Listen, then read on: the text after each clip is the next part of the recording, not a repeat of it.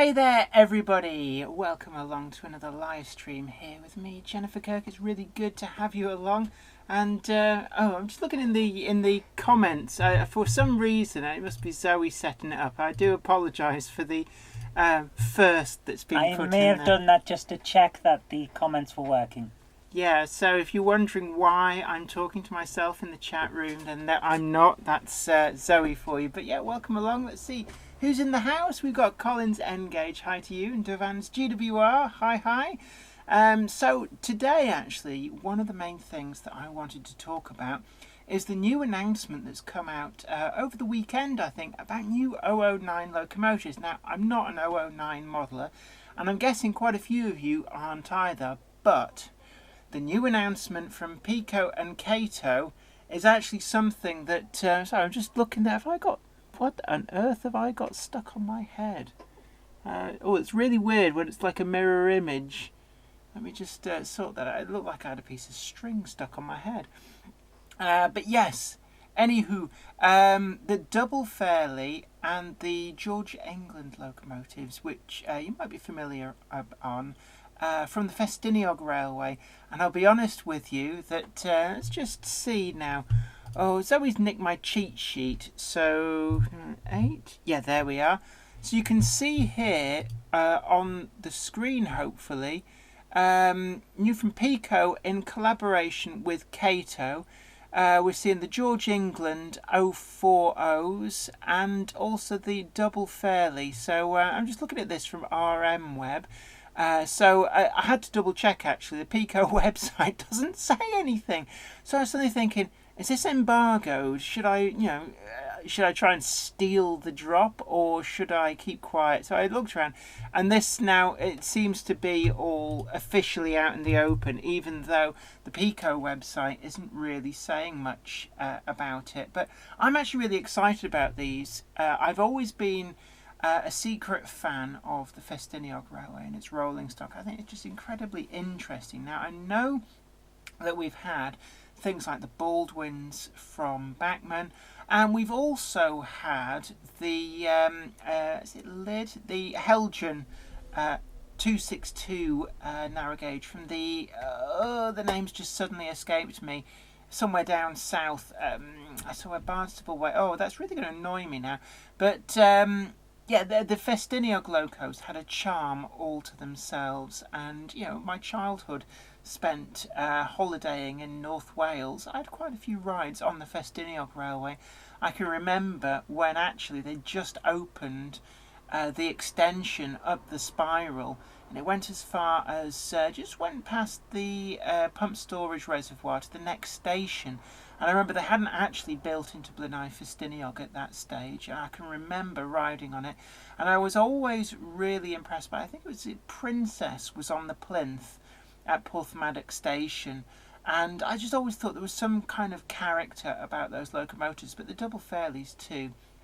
But let's have a look through the comments. Tim's Trains videos, hi to you. Dutch Train Boy, hi. Adrian Parslow, James Pets, Andrew Keeley, NYC is here, New York City, eh? Les Cliff, see you next Monday. Yes, now that's a little teaser for next Monday. We're going to be having special guest Les Cliff. I know quite a few of you know him through the Model Rail Group for Novices on Facebook, but he is an amazingly talented modeler, an amazingly talented artist, and it's going to be great. Really humbled that he's said yes to my invitation to come here on the Jenny Monday Club and share some of his insights with you. He's a great chap. I get on with him really well. He's a lovely bloke. But let's have a look down. I'm spilling Coke everywhere here.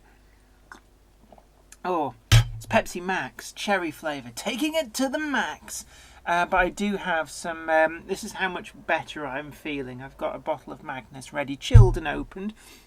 But yeah, James Pets, I am feeling a lot better, it has to be said. But food poisoning is really nasty. It really does lay you low.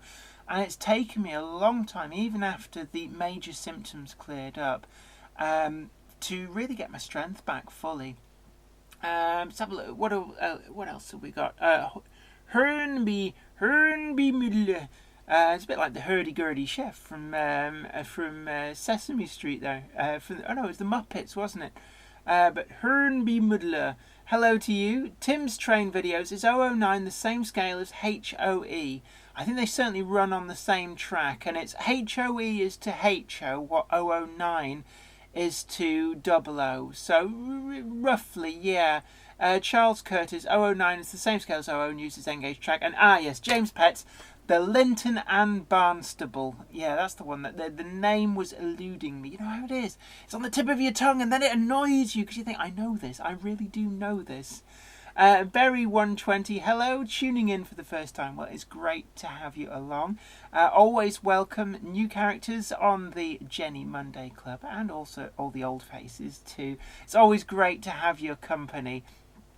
Tony Britton, evening Jenny, must say you're looking better this week. Oh, thank you very much. Hope you're feeling as well as you look. Oh, you smoothie.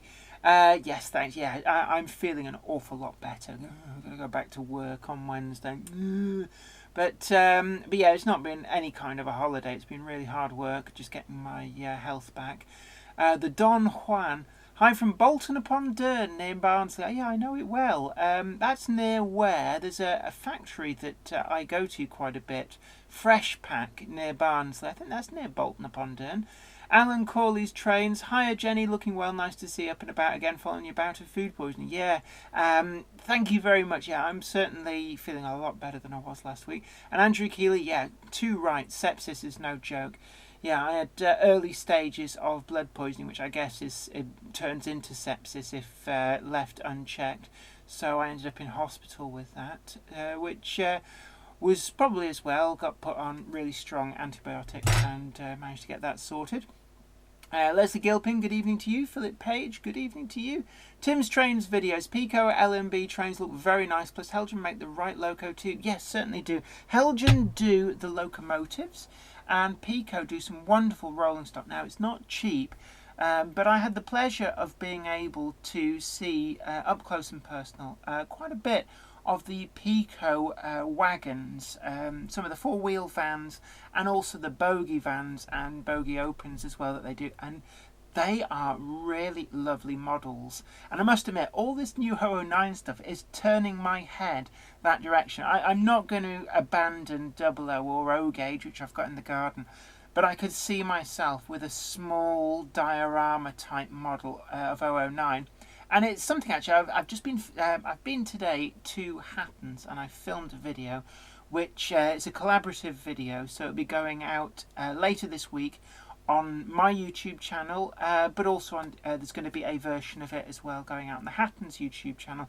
And it was quite interesting, we were looking over an old Hattons advert from the Railway Modeller in 2001, and I don't know how many of you are familiar with the old Hattons advertisements? They always had this little tiny, and it's about an inch of column space for 009 items that they were selling. It wasn't very much, and I always used to say at the end, this is all the 009 we have. And I was saying to Dave at Hattons that I just had this mental image of Norman Hatton in his sort of blue overcoat, this shop coat that he always used to wear, on the telephone horse, going, I keep telling people that's all the 009 we've got. But what's coming through now, we've got Helgen, we've got Peco, we've got Bachmann, and now Peco collaborating with Cato. There is so much 009 coming through, really good quality, coupled with all of the scenic material that you obviously just get in 00. It's actually 009 has become a very, very viable scale, and when we're talking about the space it occupies, you can basically model in 009 but get this really fabulous minimum space layout, because the curves you can do are just so severe. In fact, arguably you can get tighter curves than you could in, say, N gauge. Although, what would it be in N gauge? I suppose you could model N gauge but running on T scale track. That would be a modelling challenge, wouldn't it? I wonder what scale that would work out at. Somebody's going to plug the numbers now. Modelling an N gauge but using T scale track. You use sort of T scale motors and locomotives, but with a new body built over the top, maybe 3D printed, what scale would that work out at? Otis JB, I might have to get into 009. I love the Festiniog and the Talyllyn. Yes, two railways there, which I've always loved since being a small child. I've never actually ridden on the Talyllyn, but I've ridden on the Festiniog an awful lot, and I also rode the Welsh Highland Railway when it first opened all the way to Porthmadog. It's a great, great line. A lovely, lovely area, great scenery. Philip Page, just before it goes off the top there, you look and sound a lot better, Jenny. Thank you. I really do feel a lot better. And certainly I've been humbled by the outpouring of love and sympathy for my plight with this illness. So, it's great that we've got this lovely community feel going. Charles Curtis, does anybody make dual gauge track? I believe Tillig do. And it would be notionally HOE stroke HO dual gauge track, but I believe you could run 00 and 009 on that. Well, logically 00 and N gauge, but that would look a bit stupid. But yeah, you can find dual gauge track, but it has to be said that in the UK, I can't really think of any major instances where there would be dual gauge track. I think the closest would be the level crossing that the Welsh Highland Railway makes with the Cambrian coastline, and I believe that Tillig do sell the HOE crossing HO, which you could use for 00 crossing 009. Which would allow you to model that. But other than that, I can't really think of anywhere else in the UK that really had dual gauge. Gina Costa, hello, I'm totally new here. I'm glad you're feeling better. I'm from the States and I've been getting into 00 gauge, which uses HO track. Yeah, I mean, 00 is weird in a way because the UK is pretty much, as far as I'm aware, the only place that uses this 4mm to the foot rather than the much more common HO 3.5mm to the foot. Now, the history behind that was that way back in the 1920s, when all these scales were kind of being decided upon, motors were a lot bigger than they can be made now. So UK outline trains, the real trains, we've got quite a constricted loading gauge, which means that the models are going to be smaller. And 00 was a kind of compromise to allow the fitting of these slightly larger motors, that the smallest motors they could get at the time, into a UK outline locomotive. But when you look at things like American outline or continental outline rolling stock and locomotives, they have a much bigger loading gauge, and that meant that with the same size motors, they could fit them within the HO or half O, which is where that comes from. So we kind of went our own way, I guess. And the trouble with the UK is we're a bit of the old stick in the mud. It's like, well, we've always done this. So we're now stuck with 00, whereas the rest of the world has embraced HO. And if you know what you're looking for, it's a bit of a bind when you try and compare the two. And it does mean that, for example, the USA dock tanks, that the UK had some, Southern Railway used them, and they passed into British Rail ownership, and a number of them are preserved. Now, Roco, I believe it was, made a model of this in HO quite a while now. So it was sold on the continent for the same locomotives that had come across from America during the Second World War that stayed in use on French railways, Danish railways, Yugoslavian railways. In fact, they continued building some of these. But it was the wrong scale to use in the UK. I mean, conversely, you could have used it in American outline modelling. I'm not entirely sure whether that class of locomotive had examples that remained in the US, or whether it was built purely for export, as it were. But it also meant that when Bachmann introduced the Robinson 8K, which was a locomotive that was shipped abroad in quite large numbers by the Rail Operating Division in the First World War, and then these locomotives persisted all around the world. In Australia, most notably, they were still working through until the mid-1970s, and indeed I think there's 2 examples preserved in Australia.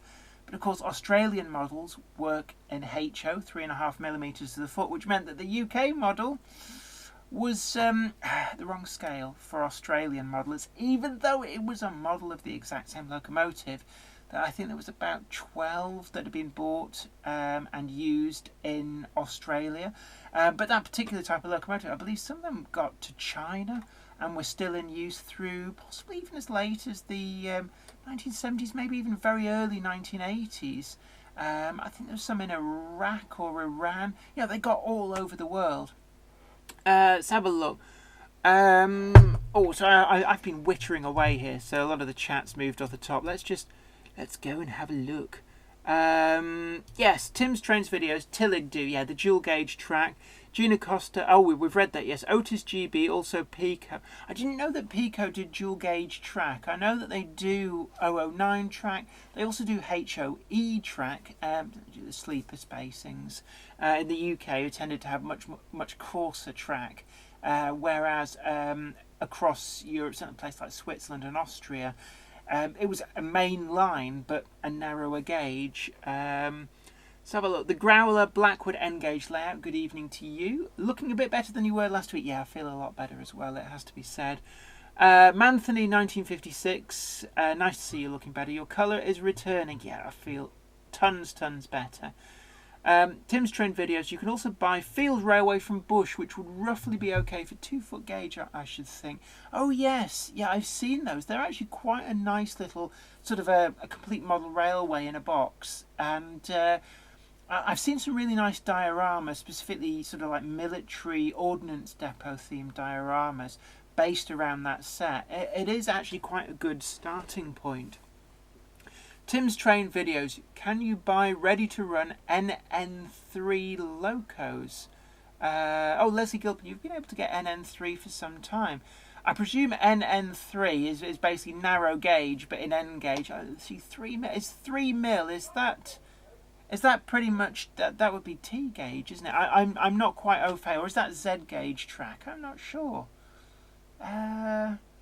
Yeah, it all goes a bit hazy when you get down to these small scales. I'm afraid my eyesight it's making me struggle a bit in 00. I've been DCC fitting a whole load of locomotives for most of the afternoon, and it's hard work, I have to say, with my eyesight.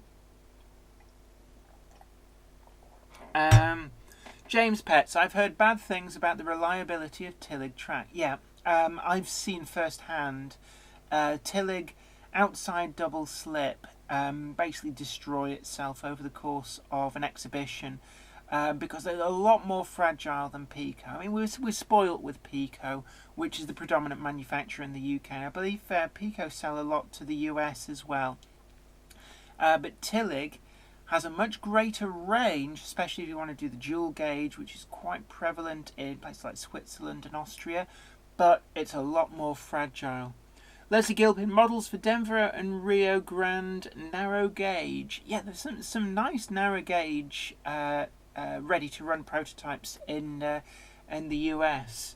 Flymo Chairman 1, NN3, is that 3-rail twin gauge? No, NN3, I presume it's like 009, but it's N narrow gauge on 3 mil track, I guess. Ham Shackleton, good to see you. Good evening.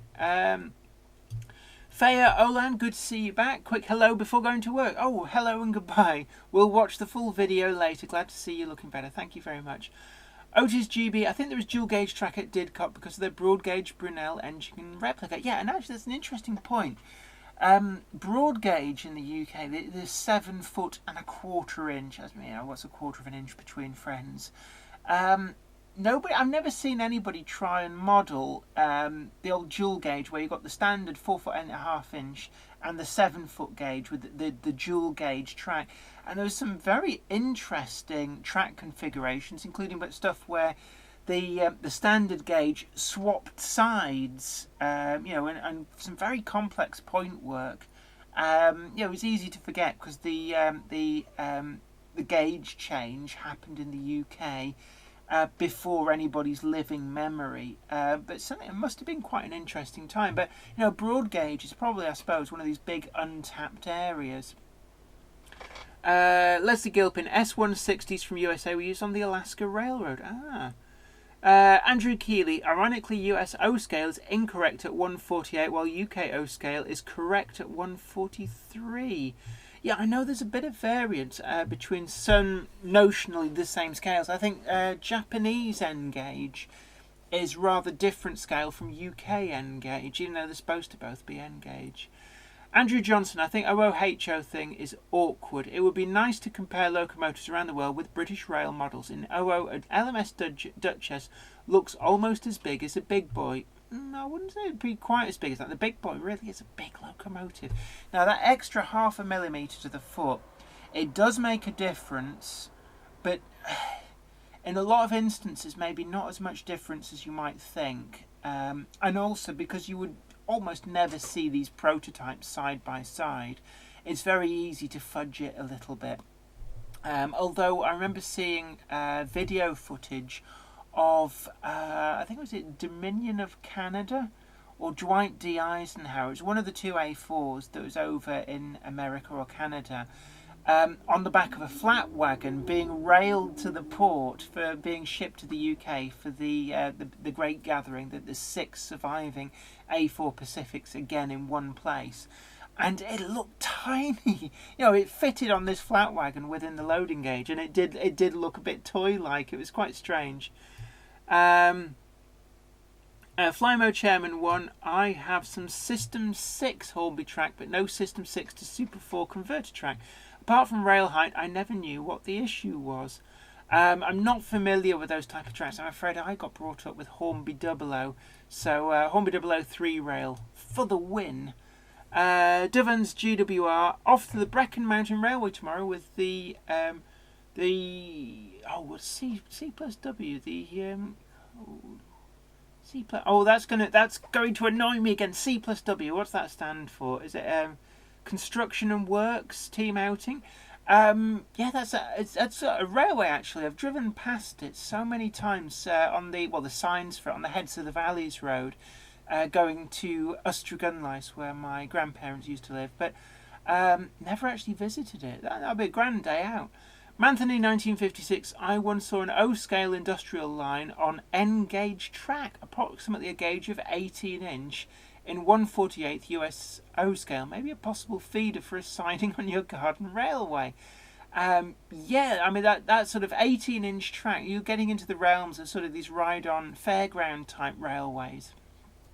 Swindon Junction, evening to you. Always good to have you all along. Mantheney 1956, NN3 is Z-gauge track. Right, I'm with you. Fayolan, yes, 3mm is TT gauge. I don't think it gets referred to as TT anymore. TT was the triang name for it, and it stood for tabletop. And it was defeated very quickly by the arrival of N-gauge. It was an attempt to fit more in the same space. And N-gauge basically turned up, and 3mm modelers do still exist. It's a growing area, but apart from track, you can get the track from Peco, but a lot of other things you have to either build kits or scratch build. Let's have a look. Brockwell Lane, hello Jenny, great to see you well again. Thank you very much. Flymo Chairman 1, Andrew Johnson, I know what you mean. My Duchess of Abercorn looks huge next to my Princess Victoria. Yeah, I suppose, the Duchesses are probably some of the biggest locomotives, notwithstanding the Garretts, that ran in the UK. They are huge. My Hornby models dwarf pretty much all my other locomotives. You don't quite realise just how big these things are. Let's have a look. What else have we got? Warrington Train Spotter 2778. Hello Jenny, how are you feeling? Are you better now? Yes, thank you. I'm feeling an awful lot better. I've managed to get over all of the food poisoning and the blood poisoning, and been on the mend. Oh, excuse me, sorry, a lot of gas in this Pepsi cherry flavour to the max. But yeah, I'm doing a lot better, thank you. Aaron Izzard, oh my god, hello Jenny, I'm so glad I could sit in on a stream again. How are you? I'm pretty good, thanks, and I hope you're all well as well. It's always good to have you along, actually. Everybody's welcome. I know there's a lot of lurkers in the group, and that's pretty good too. Don't feel that you have to contribute, but I also welcome contributions from everyone. Let's have a look. Leslie Gilpin, Broad Gauge Society model the GWR Broad Gauge. Oh, I didn't know that. I knew that there'd be people who would model it. It's just as to how much commercial support ready to run there was. Dovens GWR Carriage and Wagon. Of course. Oh, see, Jenny. Oh, the old brain needs. I think what we need is to move on to the heavy stuff. So a nice bottle of Magnus cider. Yeah, Berry 120. Carriage and Wagon down here is the Crab and Winkle line. Long since gone though, unfortunately. Yeah, I think I have heard of that one. Trainsporting Southeast. Sorry, Jenny, bit late. I'm in Canada at the moment. Gosh, well travelled. Oh, you're doing the Rocky Mountain Express. My parents have done that, and they said it was a great few days. They really loved that. Yep, Tony Britton, Carriage and Wagon, C&W. Blockwell Lane. Did you say Peco and Cato are working together? Certainly did. So if I go back to this picture, you can see there that Peco and Cato, this is the big announcement, is that they are working together to bring the George England and the Double Fairley to the market, ready to run in 2009. So this is quite an exciting announcement. In some respects, has passed a little bit under the radar over the weekend, but it was something I really wanted to discuss this because both of these locomotives are firm favourites from when I was young, and I can remember being probably about 8-9 years old and being absolutely fascinated by the narrow gauge railways. Went on a family trip to I'm trying to think where we stayed. I think we stayed in Conway in a caravan park, at a static caravan park, and of course from there we went and we rode on all these different railways, went in all the castles and stuff, and I became really intrigued by the sort of North Wales narrow gauge scene, the fantastic scenery, and these quirky little railways that practically pass through people's back gardens and cling to these narrow ledges on the side of pretty much mountains.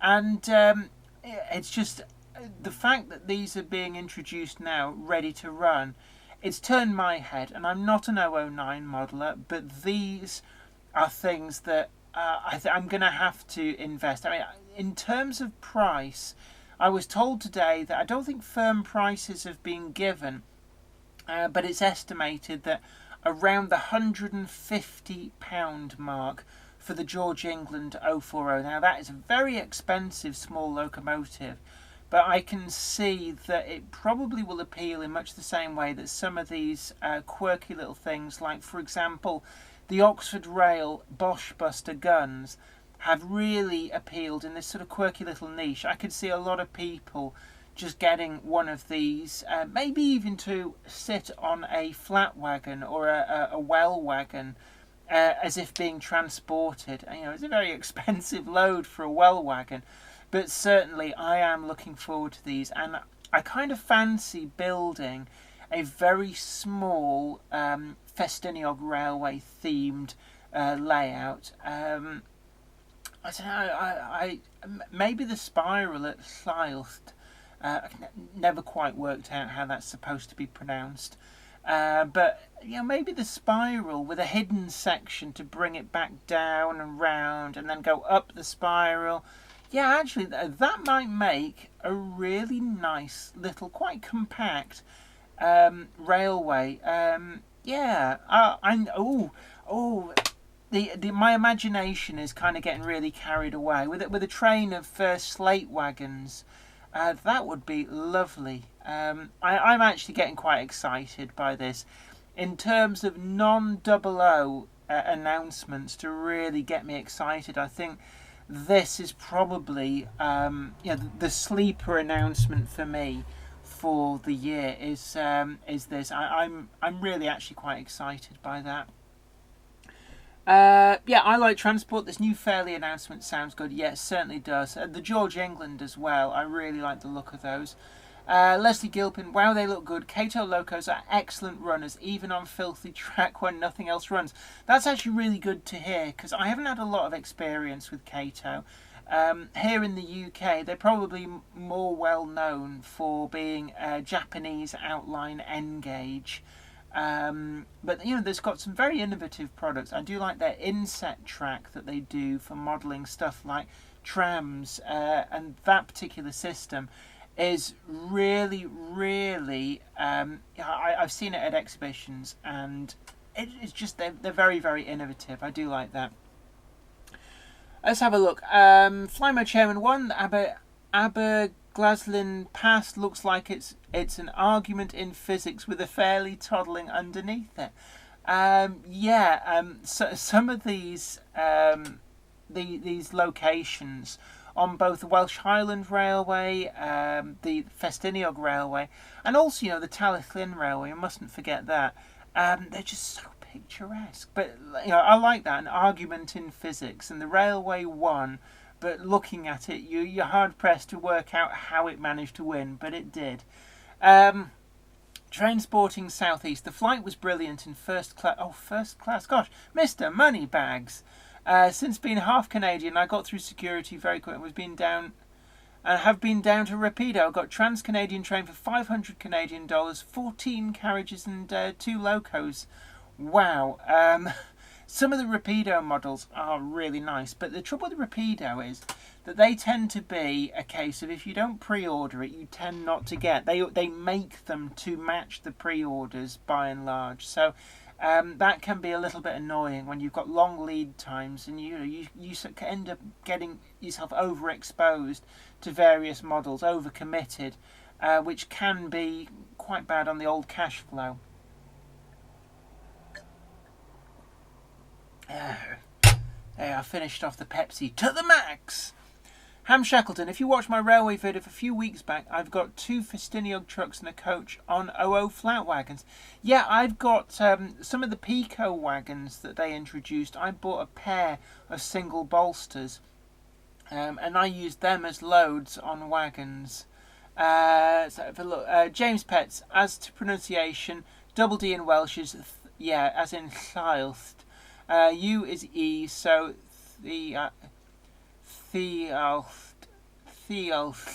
So I was actually quite close, but it is a tricky one to pronounce if you're not a native Welsh speaker. I think English speakers get it way off the mark. They call it something like Dowlt or something stupid like that. But yeah, Llyllst. Oh, we'll get there in the end. Alan Reynolds, ALF88 equals J-Cloth PVA. Alan says hi. Well, hi to you. That was a really good top tip, actually, the J-Cloth and PVA. Although I've since bitten the bullet and bought some of the plaster bandage. It's the plaster, what do they call it? Mod Rock rolls. And Bachmann Scenecraft do a really nice, very convenient, you pay for the convenience. But they do it's like a tray with pre-cut sheets. And I've started using a lot of those because I had a lot of this left over from projects that I still can't really talk about. We had a box left over. I've used a little bit of it. We'd used some of it on the project. We actually used a lot of the stuff, but it's just this one box that's left over. And the rest of it's earmarked for somebody else who was part of the project. But you get quite a lot in a box. But yeah, J-cloths and PVA is certainly a really good method. Don Cragon, hi Jenny, good morning. It's good to see you feeling better. Thank you very much. So Otis GB, speaking of upcoming locos, I was wondering if you had placed a deposit on the Bachmann Stroke Rails Cali 812. I love the preserved blue livery and I just had to pre-order one. No, I haven't pre-ordered that one, but certainly it is on my radar, and that is a lovely livery actually. There's something about blue on a railway locomotive works ever so well. James Petts, Hattons are taking pre-orders for the George England for 130. Right, yeah, it was. I was speaking with Dave at Hattons, and we've done a collaborative video together today. And he said he thought it was around that kind of money. He didn't have the figures to hand, so yeah. It is expensive, but I could be really tempted actually by that. I think there's 4. Was there 4 that there's Palmerston, Princess, and couldn't tell you what the 4th one is. But certainly, I could see myself ultimately having quite a few. And did they run at any point in a green livery? I'm not sure. I'm looking at the picture and it's this lovely lined out maroon. But did they run in a green livery? I'm not sure. Certainly, it's the prototype that Duke in the Lost Railway engine was based on. So just a little top tip there for you. Tip? No, a little bonus fact. Philip Page, I was at Towin last week. Number 6 Douglas was running. Oh, brilliant. Yeah, it'd be nice to see some of those locos as well turn up ready to run. Although the Thomas the Tank Engine range from Bachmann has Rheneas and Skarloey, which are actually based on number 1 and number 2 from the Talyllyn Railway. Train Sporting Southeast. The first was my parents. Right. Yeah, I mean, flying first class. That is, it's something I'd love to do it. Some of the first class areas and some planes, but it'd be nice to do it on somebody else's dime. To be honest with you, I'll have to get big and famous. Although, watch this space. I have been promised some review samples from Hornby Railways. Speaking to Simon Kohler, lovely chap, and he's going to try and sort me out some review stuff to review. So obviously, when I do those, I will make it clear that they are samples being sent from Hornby. But there's going to be a few more box openings and reviews, hopefully, of really new cutting edge items, maybe even stuff that hasn't yet hit the shops. So watch this space on that. Leslie Gilpin, I thought that of Rapido with their N-Gauge Turbo and pre-ordered, but Rails and N-Gauge American Train Store have plenty. Train Sporting Southeast, I'm heading home on Wednesday. I'm doing a bit of drinking, a bit of headache. Oh no, vitamin B complex. Take it just before you go to bed. It does help with alleviating hangovers. Believe me, I learned this top tip from trainee doctors. I went to a party probably about 20 years ago now in Nottingham with some trainee doctors, and at the end of the night they were just passing around these vitamin B complex pills like candy, and they turn your pee a luminous yellow, but they do actually work quite well.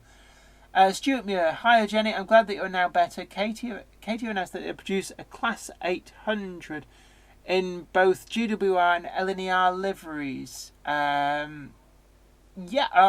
Yes. Yes, I'm aware of those announcements, and that is quite interesting as well. Certainly modern stuff, I'm not really my thing, but I know a lot of people are into the cutting edge stuff, so that's certainly great news for anybody who models bang up to date.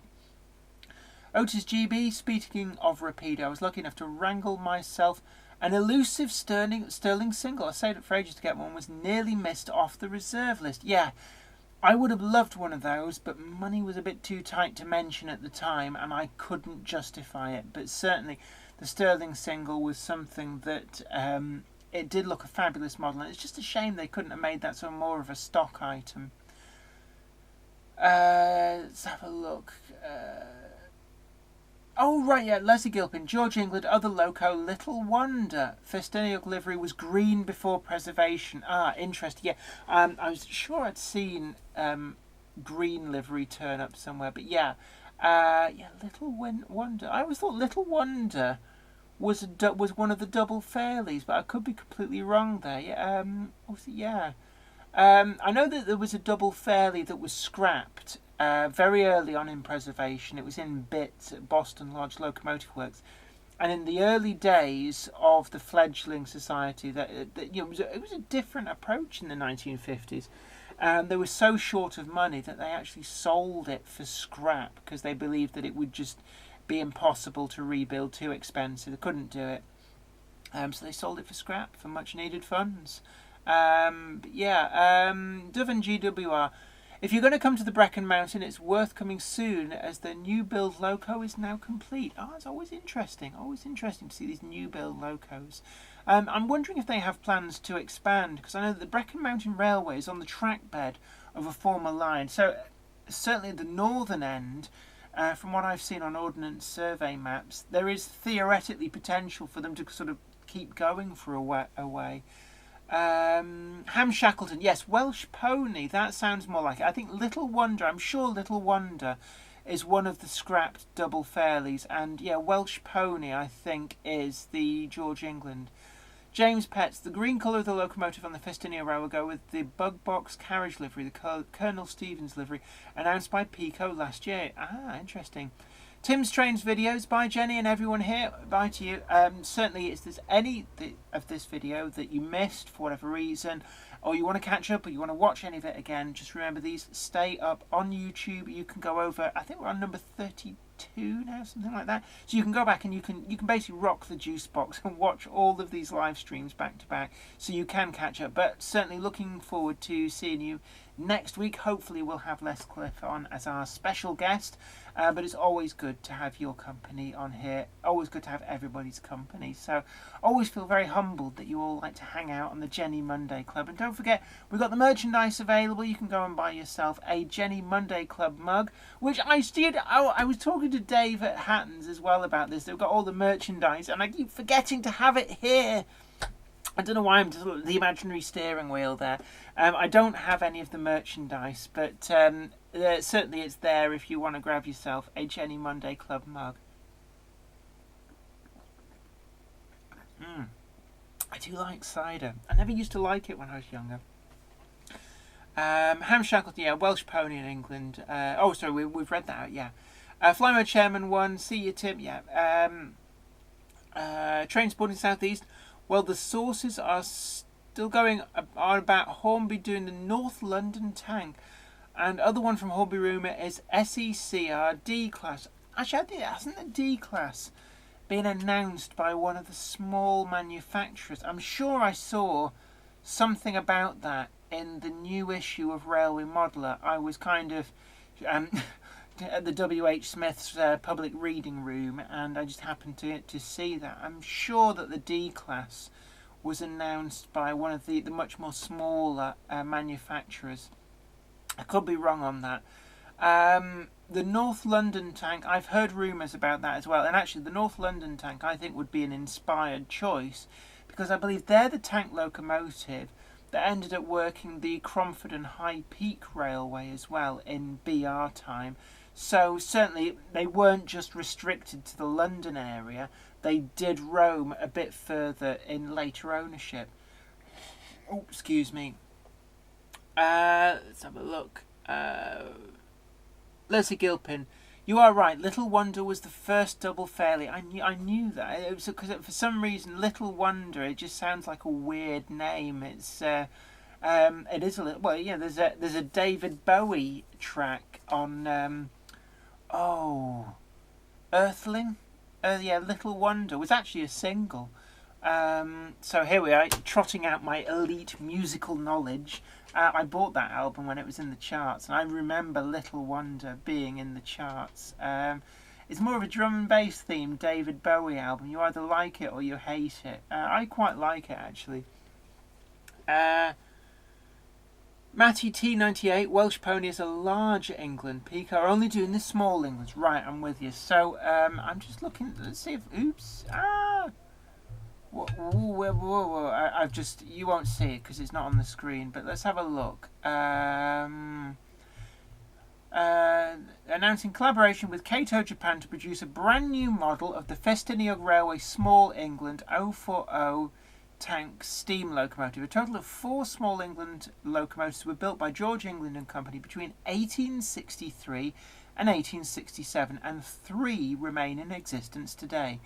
They will be familiar to anyone who has visited and ridden on this marvellous railway in North Wales, the Festiniog Railway.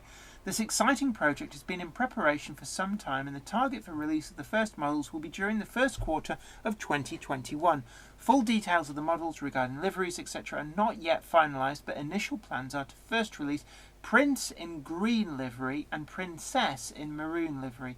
More information will be confirmed later at the Worley National Model Railway Exhibition this November, plus through updates on our website, that's the Peco website, and within the pages of Railway Modeller and via social media. The target retail price in the UK will be £150, including VAT. That's where the £150 comes from. And the model will be exclusively distributed to the trade by Peco.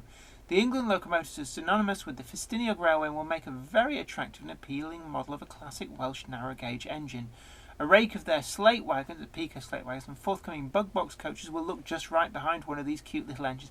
I am so tempted to build a little small Festiniog themed model.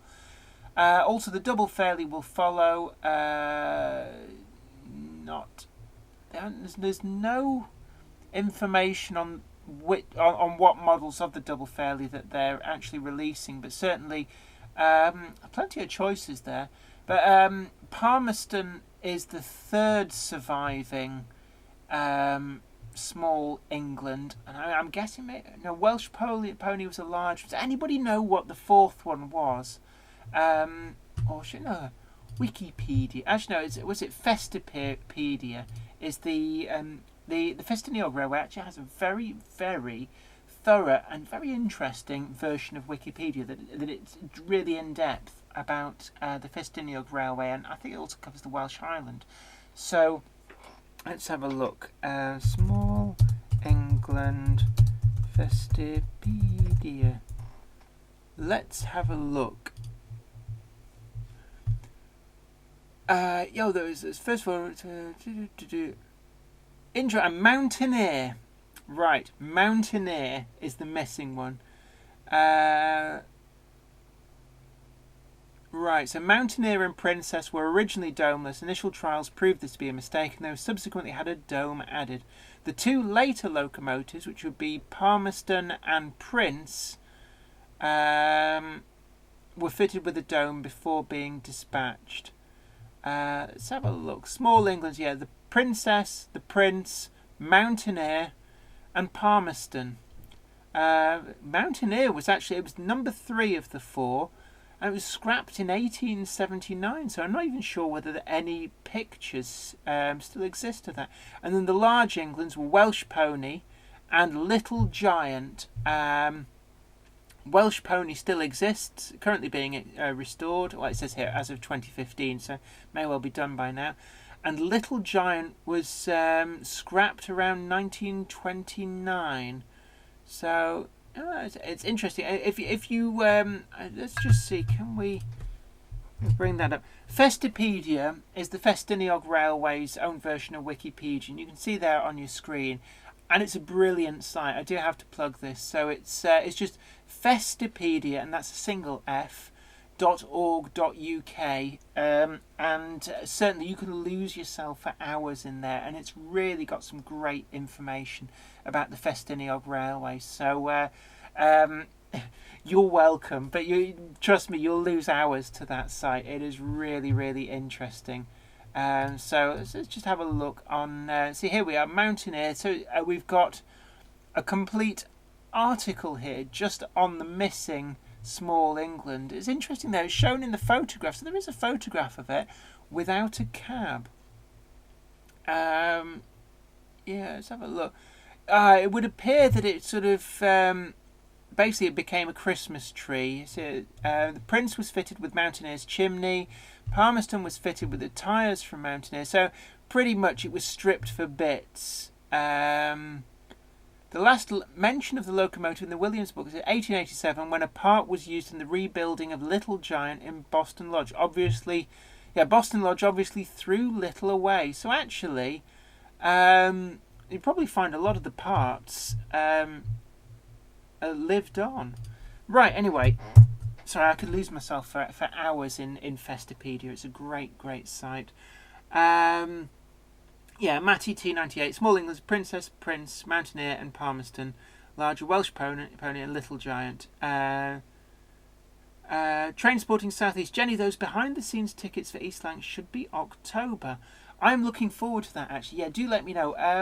Certainly, I know it's probably quite cheeky of me, but Saturdays I'm usually doing lots of stuff, either filming out and about, wink wink, or my day job, which is boring. Is anybody from work watching? Nothing personal. It's just it can't be working in television and working within the model railway industry. I'm really sorry. It's nothing you're doing wrong. It's just filming television programs is far more interesting. Let's have a look. Yeah. Oh, sorry. Yeah. So Sunday would be great for me. So really cheeky, and certainly I'm really actually looking forward to that. I've had a behind the scenes tour, but I'd love to see your locomotives as well. So there's the 9F, the Class 33. Did you say? And the Black 5. So really looking forward to that. If you get me a footplate ride, that'd be great. It doesn't matter what. I love footplate rides as well on diesels too. I've ridden a Class 25 and a Class 20 in the cab, and what else have I cabbed? A Class 3 as well. So I've done pretty well. Ham Shackleton, Welsh Pony is just a rolling chassis at the moment. Work is ongoing. It was found the frames are bent and twisted from previous damage. Yeah, they're really old locomotives, so it's one of those things. They get a few knocks over the years, and also, just the wear and tear of running, vibration, that kind of thing does tend to start cracks and weaken metal bits and pieces. It's the reason that nothing lasts forever, and these things need a lot of rebuilding. I think it's also the reason that City of Truro is quite fragile. Her frames have been patched to repair cracks as well. Matty T98, Festipedia, have a picture of the two scrapped Englands. Yeah, I was looking at the one of Mountaineer. There's certainly a wealth of information. I cannot speak more highly of Festipedia. It is a really, really a treasure trove of information. And in a way, it's a roadmap for other preserved lines. Couldn't do no worse than put together their own version of Festipedia, but sort of for their specific railway. I wonder whether it could be expanded into being sort of in-depth information on lots of preserved lines. But certainly at the moment, it's a great treasure trove of information. Gary Dykes, glad that you are well enough to enjoy a tipple again. Do you ever enjoy a drink while modelling? This week I did some soldering for the very first time and I had a helping pint of Harvest Pale. Now I find certainly things like soldering, I tend not to drink and solder. I solder sober because I'm a bit of a lightweight, as those who know me know. Certainly from these live streams, it doesn't take much to make me sort of go a bit loopy. And I'd just be worried that I'd cause some serious damage with my soldering, so I only ever solder when sober.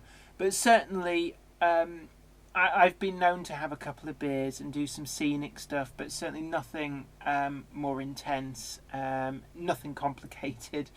I do tend to put a film on in the background quite a lot, and certainly if you've watched some of my Friday update videos on Weir Yard, you'll have noticed me talking about what I'm watching on the computer up there. Now, the last month or so, it has been so warm that I haven't had the computer on an awful lot to watch anything, because the computer kicks out a load of heat and the room is very well insulated and it does get very, very warm.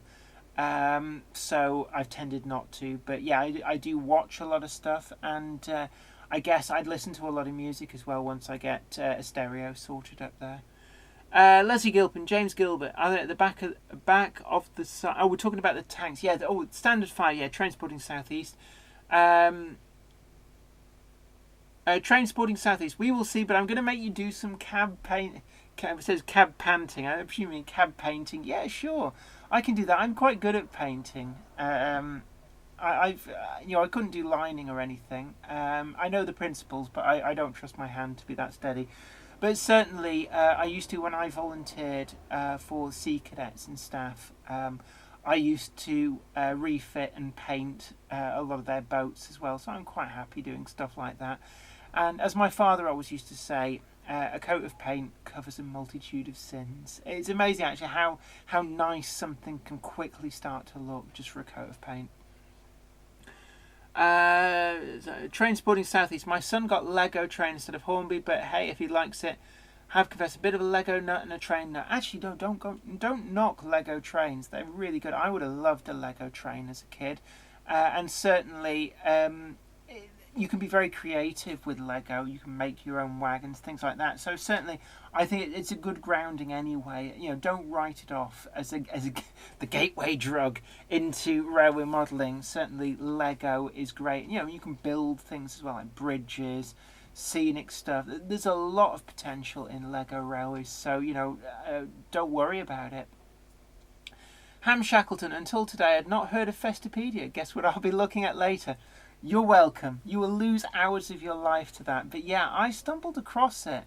I was looking for information on, I think it was the tunnel that's just up past Llyll, the Mowell Tunnel, that ended up getting bricked up at one end and plugged because of the pump storage, the reservoir, the pump storage reservoir, that they had to build the diversion around. And for whatever reason, I think I saw a photograph online of Mountaineer, which was the diesel locomotive, sort of nosing into the tunnel long after that bit of line was sort of abandoned, but the track was still down. And it piqued my interest, and that's how I kind of came across Festipedia. Hans Guan Lindberg, hello, really like your videos. Thank you very much. It's always good to get feedback on my videos, so I'm really pleased that people are enjoying them.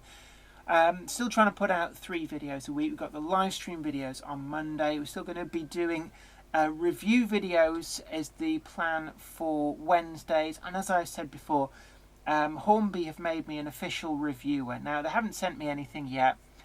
And when I do review them, obviously YouTube rules have to pre-announce that these are review samples rather than things that I've bought myself. But certainly it doesn't mean that I'm going to go easy on Hornby, so don't worry about that.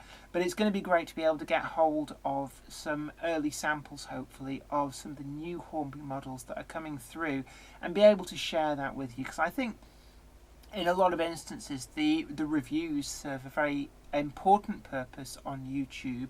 Not just the ones that I do. I know a lot of other people on YouTube do some great reviews as well, and it allows people to see a model and kind of get a good feel for it before buying. It's almost like a try before you buy by proxy. So it's a great service, and I'm always happy to promote products that I think are great. I mean, I've just recently done the Deluxe Materials solid water product. Now, I wasn't asked to do that. It was simply a case of I was using that product. I had it as a leftover from a project that I'd been doing. Hadn't got around to using it, but had it left over.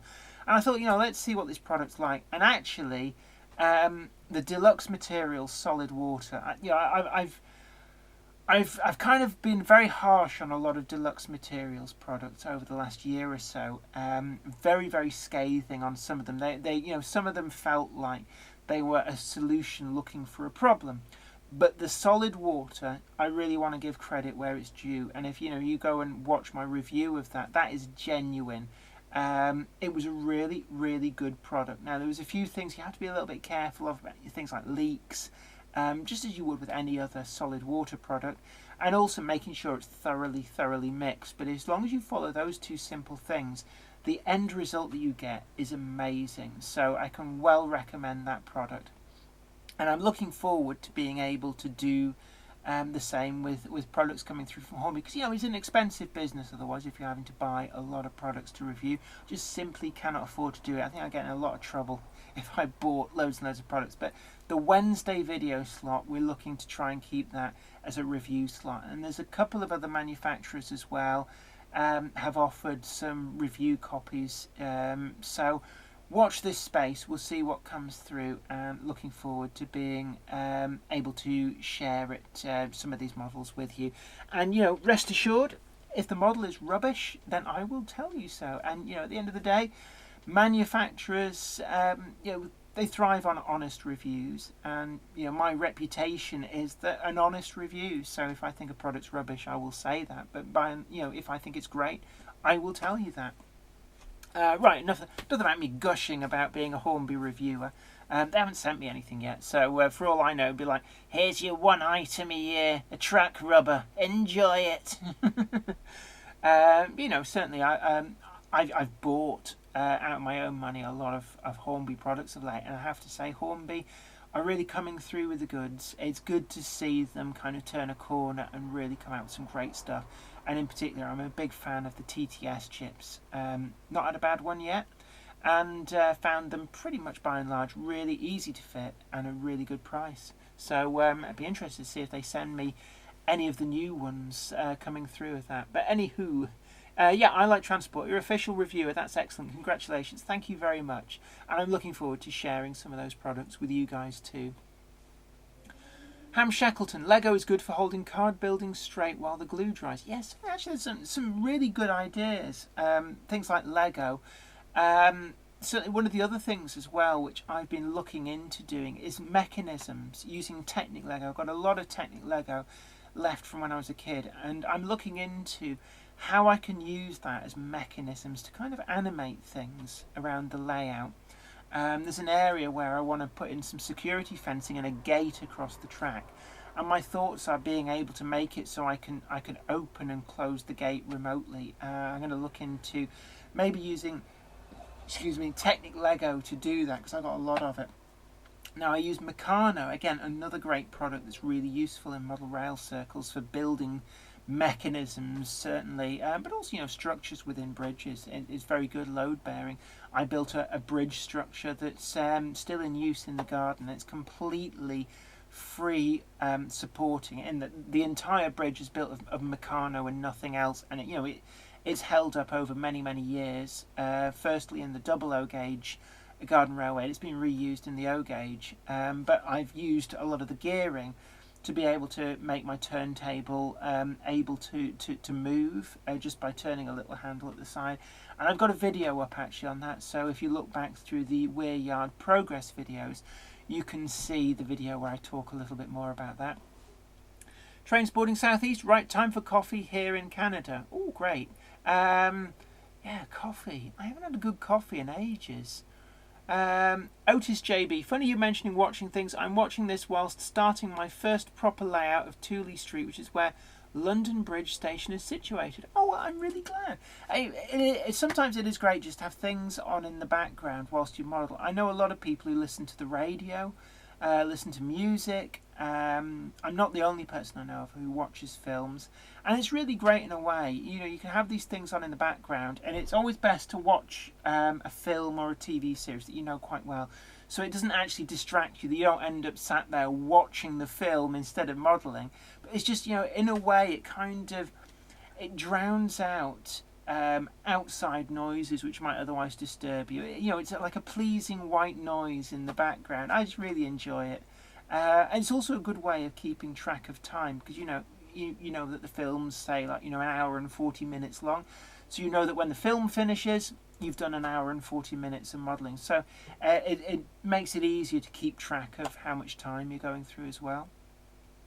Otis JB, I think it will be a pre-grouping layout around 1910, but I will definitely be running some later 20s and 30s stock. I usually believe in run what you want, but it's a real place and a real time. Yes, certainly, and it's something that we spoke about on last week's live stream, is, when is it ever right to criticise somebody else's modelling? And, in my opinion, it's never really right to just criticise. I always think criticising other people is bad form. People put a lot of effort into things, and whilst they might not necessarily do things in the same way that you would, certainly you can always see the good in everything that people are doing. And I think it's always important to encourage. If people ask for feedback, then it's all right to give feedback, but don't talk people down just for the sake of it. But certainly, it's your model railway, run whatever you want, and I certainly do that. In fact, I've just been running London, Brighton and South Coast liveried, Brighton H1 or H2, I can never remember which one it is, the La France, the model that I did a full box opening and review on it. It is a model that I bought myself. It wasn't a review copy, and I'm certainly not disappointed in it, but I've just chipped it, and I've had that running alongside the prototype Deltic and a GMPTE liveried Class 108, and La France never ever survived long enough to wear that livery even around Deltic, let alone the Class 108 and GMPTE livery. James Petts, I love the Backman Atlantics. La France is a H1. Thank you for that. I always forget which is which. But that is a beautiful, beautiful locomotive. I just love that livery. And I finally got round to DCC chipping that. Whilst I was over filming at Hattons, I took the opportunity to buy about £300 worth of DCC chips. And, there weren't freebies. I never asked for freebies. Paid for that with my own money. And I've just been happily chipping lots and lots of locomotives, but certainly I'm really pleased that locomotive is now chipped and can run properly on Weir Yard upstairs. But London, Brighton and South Coast latest Southern Railway locomotive would never have got up to the northeast. But hey, I don't care. My railway, I recommend run whatever you want. If you see a locomotive in a livery that doesn't fit with what you traditionally model, but you like it, just buy it. Life's too short to restrict, to deny yourself something that you want. I bought a Southeastern and Chatham Railway liveried C-Class when they first brought out that livery, and I've never looked back. I don't model Southeastern and Chatham Railway stuff, but I just love that livery. So I'm quite happy to buy that. And, it's your railway, you run whatever you want. But certainly 1910 pre-group. Actually, I love pre-grouping. But Broad Street. So what sort of stuff would run there? Would that be Southeastern and Chatham Railway, or would that Metropolitan Railway? I'm not really sure. If it's Southeastern and Chatham Railway, actually you probably in luck, because I do know that Bachmann are doing a second run of the SECR fully lined out liveried C-Class. It's a different running number from last time. And also another rake of the bird cages as well in the SECR livery. And obviously they previously did a full livery. So there's 6 bird cages, 2 of the fully lined C-Classes, a simplified line C-Class, a wartime austerity grey C-Class. Hattons do the P-Class in wartime austerity grey. Also, there's another austerity SECR livery in a green livery that they do, and I think there's 2, maybe even 3 fully lined out super duper SECR livery. Hornby do a terrier, full fat terrier in SECR lined out livery, number 751. Is that the one that's Wadden? Was originally Wadden? That might actually be the one that's preserved in the Canadian Railroad Museum. What else is available? And Bachmann did an N-Class in SECR Austerity Grey. So SECR, there's quite a lot to run. There's also quite a few wagons as well. Hornby have done the 3-plank recently, and Bachmann did a 3-wagon set of 7-plank and 5-plank wagons. So there's a lot of scope actually for SECR. Otis JB, London Bridge was the London South Western Railway Station, but we'll be running mainly SECR and LBSC stock. Nice. Certainly, running powers and all that, but London and South Western Railway, I recommend the M7. Hornby did the M7 in London and South Western Railway livery. I think they did 2 different ones. They did one for the Collectors Club, and there's one that was on general release, but was sort of notionally a tie-in, limited edition, with the National Railway Museum.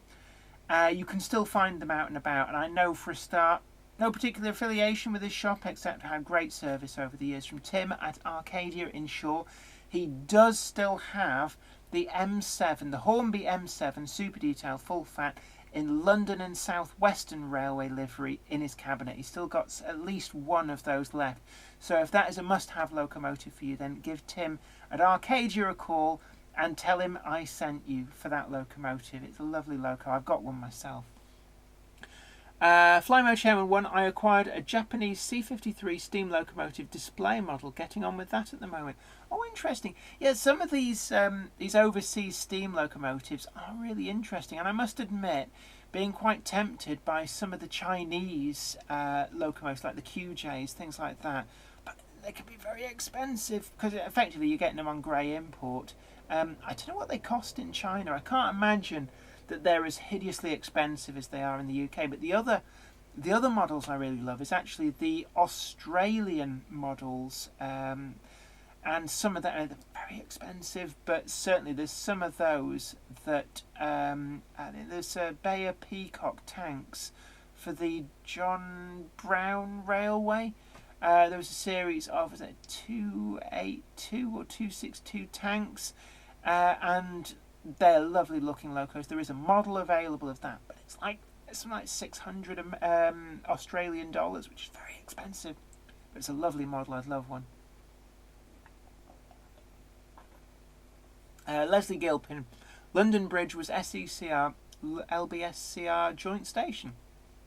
I could see actually with all of the models coming through from Bachmann and from Hornby and from Hattons that is a very modelable location then in the pre-grouping era, because there's a lot of stuff available. And it also has to be remembered that a lot of there was a lot of obviously private owner wagons, and Hornby's 3-plank, 4-plank and 6-plank wagons are actually wooden underframe wagons and are actually suitable for the pre-grouping period if you pick your livery correctly. So top tip for you, just keep an eye on those. And also there are other wagons out and about from Bachmann's done Great Central livery and a Cheshire Lines Committee liveried wagons as part of a set. They did the SECR wagons as a set. And there's a few wagons about as well which are lettered up as being returned to Lancashire and Yorkshire or SECR. Frising Hall Models have the Charles Sinclair wagon is lettered up as being for working back to somewhere in the Lancashire and Yorkshire system. So a lot of these wagons would have been fairly free roaming, so it's perfectly alright to have wagons from, even like that Highland Railway would end up in London, potentially, depending on what was being shipped. Fly Mode Chairman 1. This one was apparently 8,000 yen. But see, how many yen to the pound? It might be a bit like Turkish lira. It sounds like a lot of money, but it's not necessarily as much as you might think. Gary Dykes, what is the oldest Loco you have chipped? Being told older ones will not run well, but how old can you go? I have heard of people chipping old Hornby 00 Locos from the 1960s. I've never tried that myself, but the oldest locomotive that I have myself chipped was a Hornby, formerly Daypole, so it's completely unchanged from Daypole days. The actual model is exactly the same as the model that Daypole introduced in the early 90s of the ex-Lancashire and Yorkshire Pug, and I've hardwired one of those using the Hornby 4-pin decoder. I find them really nice and small, so that you can tuck them in quite nicely, because you only need 4 wires. It's got the 4 wires that you need. You can pick them up from places like Hattons for 12 quid. Other shops as well have them at a really good price too. And it's a doddle to hardwire. So, and actually it runs all right. Probably run a lot better with a stay alive capacitor. Benefits from having very clean track. But yeah, you can chip some quite old locomotives and they will work. You just got to watch out for basically the current draw. I like transport. Jennifer, your modelling is good, but the lighting makes the modelling on your loft layout not look so good. It's one of those things. I tend to be a little bit sparing with lighting, mostly because the heat it generates. So yeah, lighting is make or break. At some point, I know that the trains running video, now I've had some unique problems with that in terms of a mismatch between the frame rate of the camera and the frequency that the LED lights are working on, and that creates this weird effect that makes it look like you're filming a CRT monitor. So you sort of see this weird like the refresh rate almost.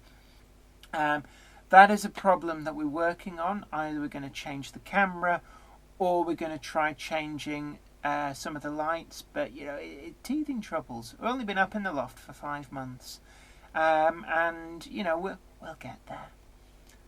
Flymo Chairman 1. I worked it out at about. Oh, excuse me, I'm very gassy. Booze. Getting drunk here now. It's nice. Flymo Chairman 1. I worked it out about £60 to £65 before now. The Japanese engine, that is, it's 1/50th scale. 1/50th. So that's a weird scale. Just a little bit smaller than O gauge. Berry 120. I've chipped a few triangles. They're actually surprisingly easy. You just need to make sure the chip can deal with the current. Yeah. They're open frame motors, so you can easily insulate the brushes. Yeah, pretty much. What I would suggest with some of these older locomotives that have a high current draw is go for a decoder that's designed to cope with things like O gauge locomotives. It's got that extra oomph. And you should be all right. But yeah, as Berry 120 says there's way more space in the older models than the newer ones. That's the bane of my life, trying to chip models. I tried to sound fit a Drummond 700 class for it's actually for Les Cliff. Could I get the sound chip in? We've got a TTS sound chip, something fairly similar sounding. Just can't get it in. And then I tried chipping it with a regular 8-pin chip, and I had the devil's own job fitting that in. Really no space in the thing. Some of the other locomotives, sound fitting is a nightmare, and you really do feel with some models like DCC fitting was very much an afterthought. Leslie Gilpin, talking about cameras, just found neither my smartphone nor camera will take external mic for videoing. Some cameras do, some cameras don't. Our big main camera, I'm just looking around, it's not in here, or at least if it is in here, it's packed away because we've just come back from filming at Hatton's. That video will possibly go up on Wednesday, or if not Wednesday, then later in the week. But yeah, that'll take an external mic. But iPhones, I think an iPhone will, but it has to be a particular type. Berry 120, I build my own decoders generally so I can deal with the current draw as I see fit. Wow, that is hardcore. Sir, I salute you. That is really hardcore. Ham Shackleton, the tricky oldies are the ones with the split chassis. Yes, I've been told that you can chip something like a Bachmann Class 4 diesel shunter. It is possible to do, but it is a nightmare to do because of the split chassis design. So, I'll be honest with you, my Class 4 diesel shunters are going to remain on DC. I do have a DC track up in the Loft Weir yard, and that's where, if they do run at all, that's where they're going to run. But yeah, basically, I'm not even going to contemplate those. Peter Jones, I'm hoping to start building my layout this week, and hopefully will be a start of a YouTube channel. Good luck to you. Looking forward to seeing that. It is great, actually, the community feel on YouTube. I know that there's some people on YouTube, some of the big names who've really taken the pee in terms of like filming a dead body they found, a suicide in a forest, and then putting it on YouTube, ruining it for everybody. I mean, like, come on, judgment, people, judgment. And unfortunately, in all the fallout from things like that, it's the little people like me and you, who end up getting clobbered by YouTube's knee-jerk reaction. And these people who've got like millions of subscribers, it's like business as usual for them. It is just ridiculous. Some of these people, the clickbait they do that causes advertisers to pull out, and then it's like it used to be the case. You could get monetized with comparatively few subscribers, and you didn't earn big money. But it was nice and accessible. And then they went and changed the rules because of some of these things. And now you need, I think it's a minimum of 1,000 subscribers to get monetized. And, I forget the figures. Over a rolling period, you have to have so many hours of footage watched. Otherwise, you can't get monetized. And it does it almost feels like they're trying to pull the ladder up behind these big name YouTubers. And making it a lot less accessible for new people, which I think is fundamentally wrong. It's not what YouTube was started to do. YouTube was about democratizing putting videos online. James Gilbert, absolutely agree. Fitting chips to some locos can be really fiddly. Yeah, some locomotive. The Hornby Drummond 700 class, I would rate that as being one of the more difficult ones, simply because forget about putting TTS sound in it. Just simply you cannot realistically do it. There's just no room in there. But also, even just putting a regular 8-pin chip in there is tight on space. I had to remove one of the 3 tender ballast weights just to be able to do it, and that says to me that's really tight. But also Bachmann Class 8 shunters as well. They're really difficult, and ironically, a Bachmann Class 8 shunter cannot be chipped with a Bachmann 8-pin chip. What's that all about? You have to use a Hornby chip because they're slightly smaller and therefore fit just about fit in the space. But you have to be ever so careful with the chip placement, the wire placement. It is a minefield on some of these smaller locos. And actually the Ginty as well, the XLMS Ginty, that you can't chip that with a Bachmann chip, because the Bachmann chip's just slightly too big to fit into the boiler, which is where you're supposed to put the chip. So I actually ironically use a Hornby 8-pin chip to chip Bachmann Ginties, because it's small enough it just slides into the barrel of the boiler. Flymo Chairman 1, the new YouTube conditions started today. I wonder what difference to most of my choices of channels it will make. Interesting. Do you know what conditions have changed? Because I'm normally the last to know. Interesting. Do let me know actually what's changed. I might have to check and see. Am I still monetized? I don't make mega money. I mean, the good times were probably 5-6 years ago when I was. YouTubers don't tend to normally talk about money they make. Now, what you make now is a pittance compared with what people used to make. Now, when I think I had about 800 subscribers and maybe 60 videos. I actually made nearly as much money off ad revenues as I do now off nearly 8,000 subscribers and about 600 videos. And the traffic I have now is way higher than it was back then. But the amount that YouTube pays is just gone to a trickle, an absolute trickle. And I know of somebody who runs a channel that's got, I think it's 2.5 million subs. It's run professionally as a business. And they were telling me that in the peak, they were pulling in like 20 grand a month. Unreal kinds of money. And now they're lucky off 2.5 million subs if they clear, a grand a month. That's how much it's fallen. And obviously, in the intervening period, they probably added 1 million subs, got way more traffic. But looking at talking about PeerTube, I've never heard of PeerTube as well. I'm going to have to really have a look at that. But yeah, I like transport. I thought the YouTube conditions changed on the 22nd. Anybody know how they're changing? Do let me know, because like I say, I'm the last to know about these things. I just kind of muddle through. I was lucky last time that I was over the threshold, so I remained monetized.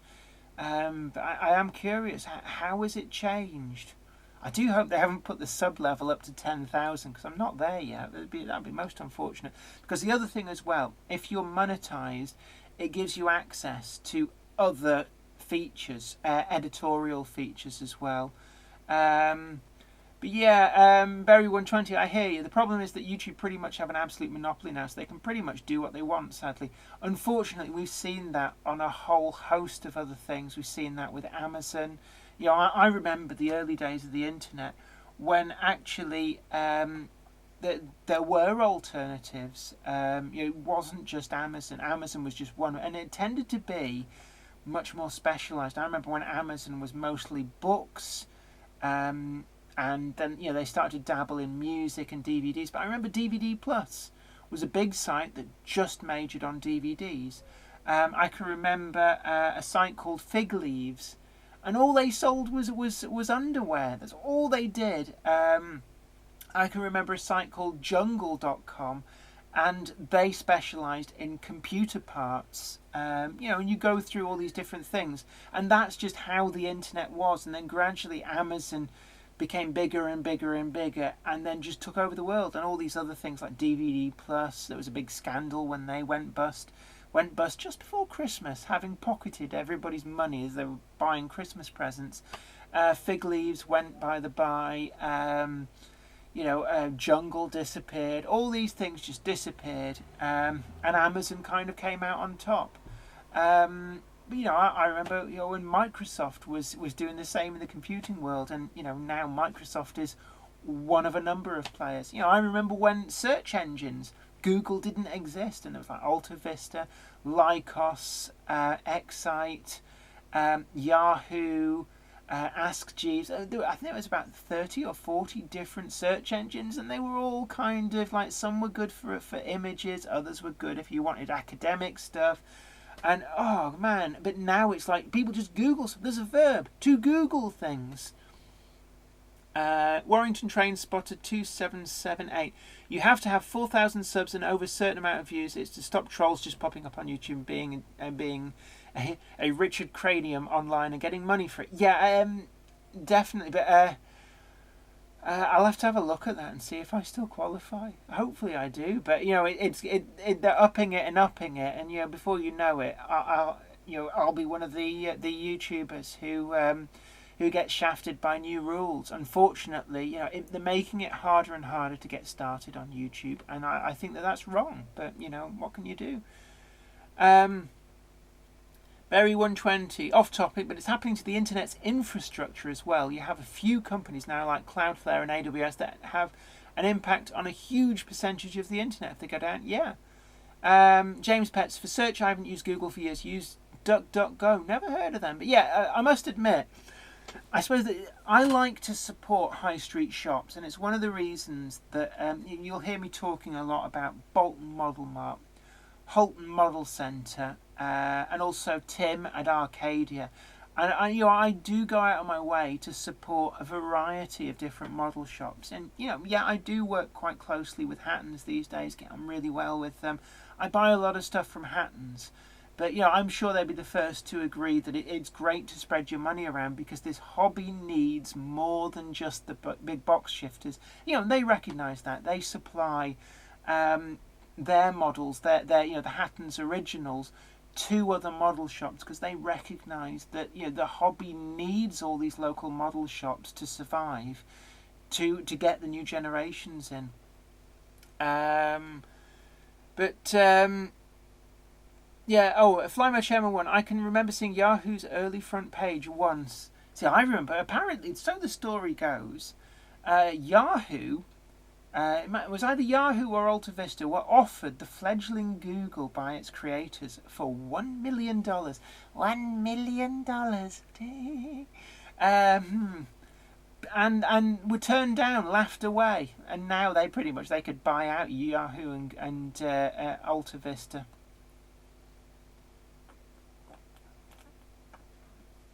It just shows. And then you've got Facebook as well. I remember Friends Reunited was the first of those social media groups, and they ended up going bankrupt because basically Facebook out Friends Reunited.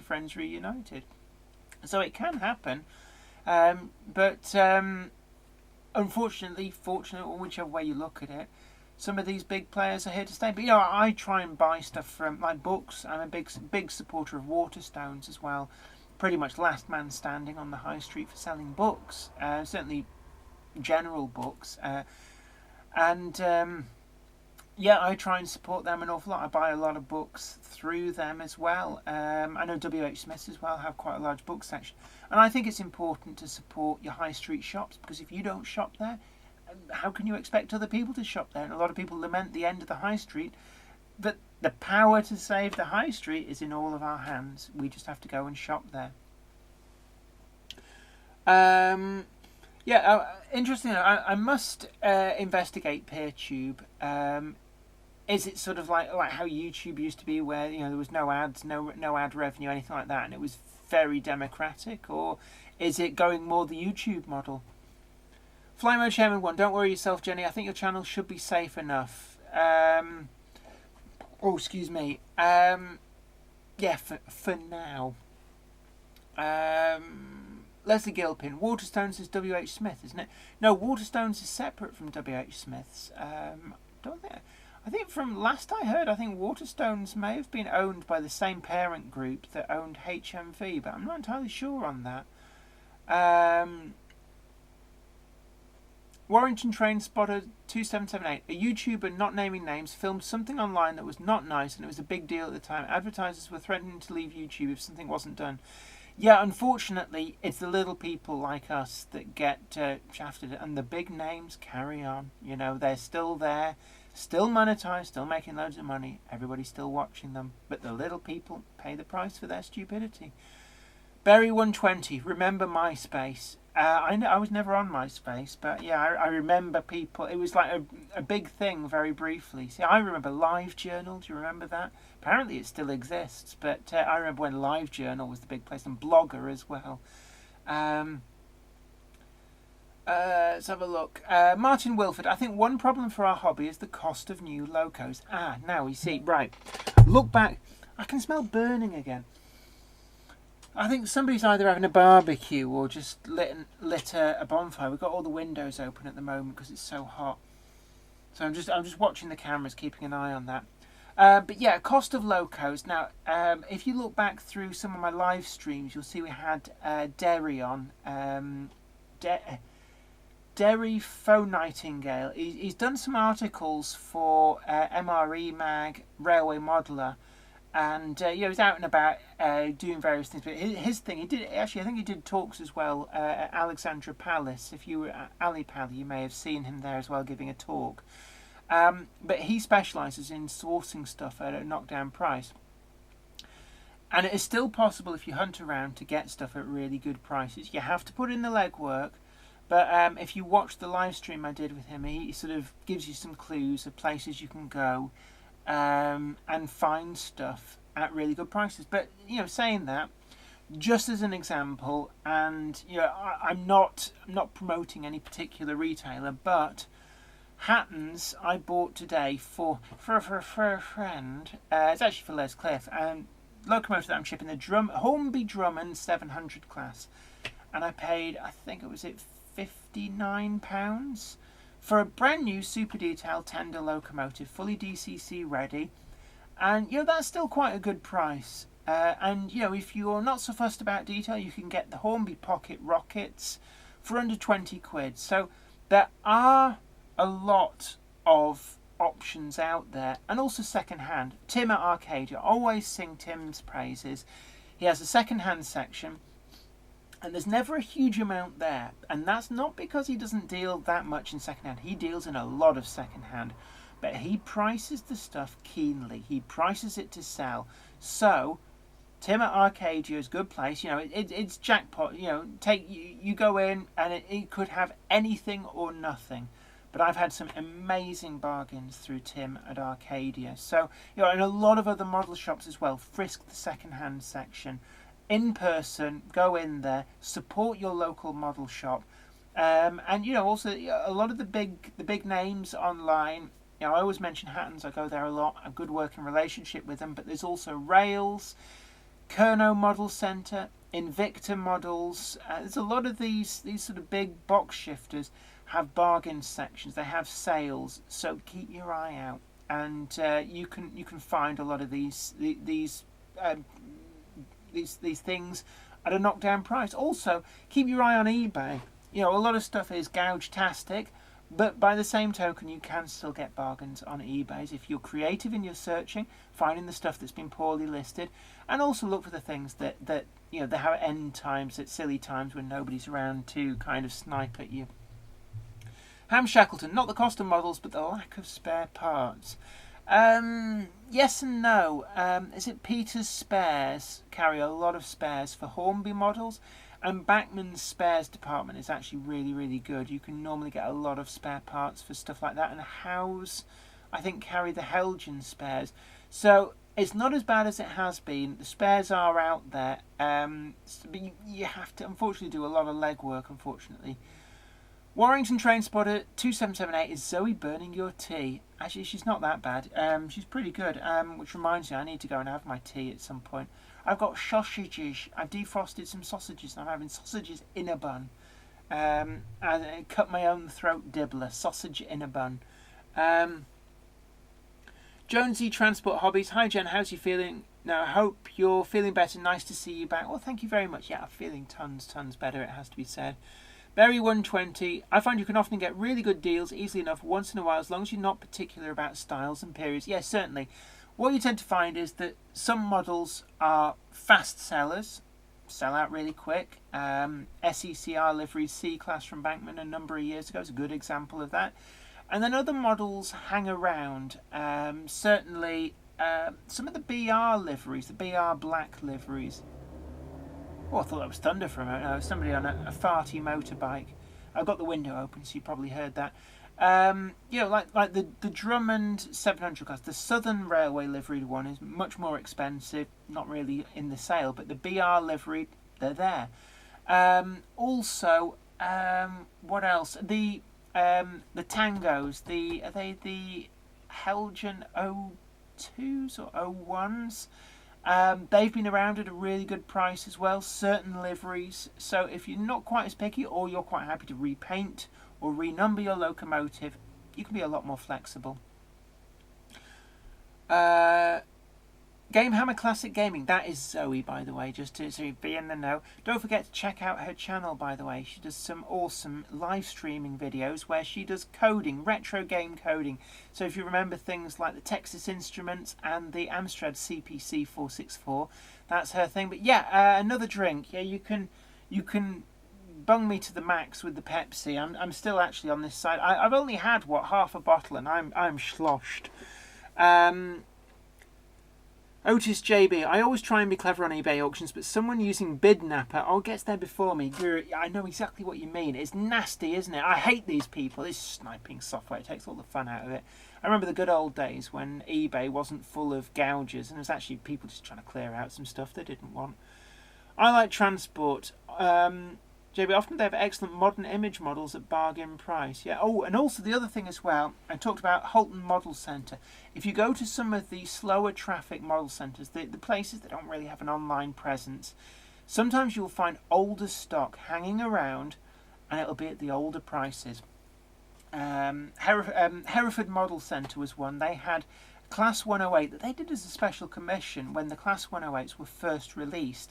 And up until recently, they were still selling it brand new at the original price. It was about £70, something like that. I think it was like £69.95. And that was actually an amazing price for a Class 108 in blue-grey livery. So, some of these slower traffic model shops, support them, get in there, and you will find stuff that's often sold out elsewhere. Bolton Model Mart had the H-Class. Oh, I didn't realise that was still in the room. Yeah, beam me up, would you? She asks me for a bottle of Pepsi and it's already in the room with her. I didn't notice. How lazy is that? But I'm going to have to go soon because I really need something to eat. I need to get those sausages in the George Formby. Hint, hint. No, because you'll make them go weird. Have you had your tea? I had a pot noodle. Pot noodle, food of the gods. Other ready meal snacks are available. Yeah, but they're not as nice. I'm going to nick this. Bye. Smell you later. Berry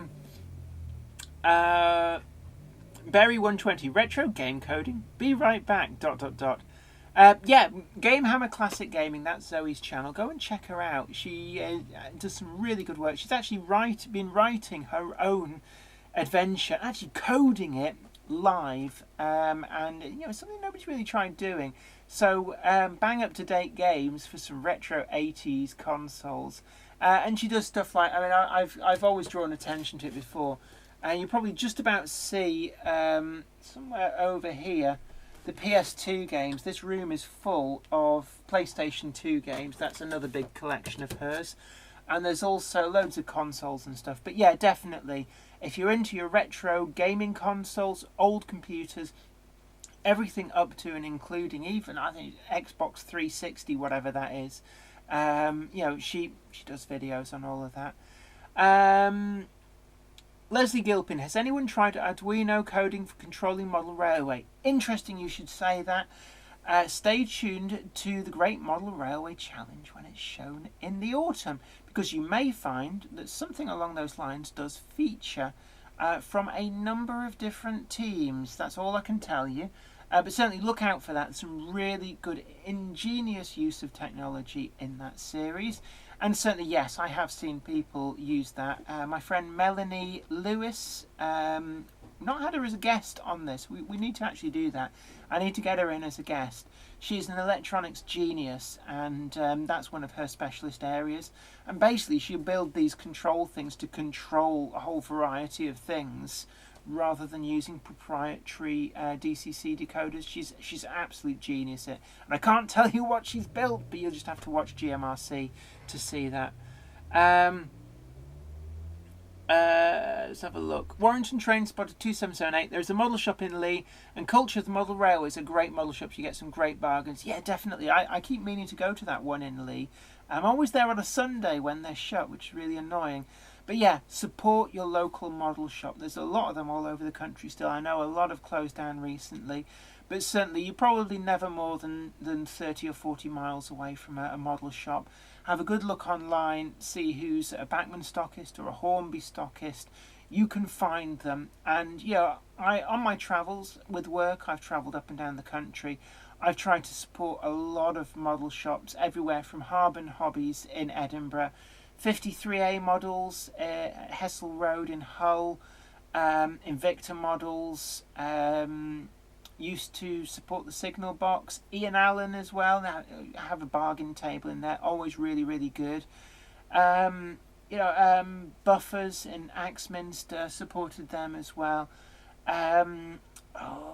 GD models, Rails, Shapeways, Markway, Olivia's Trains.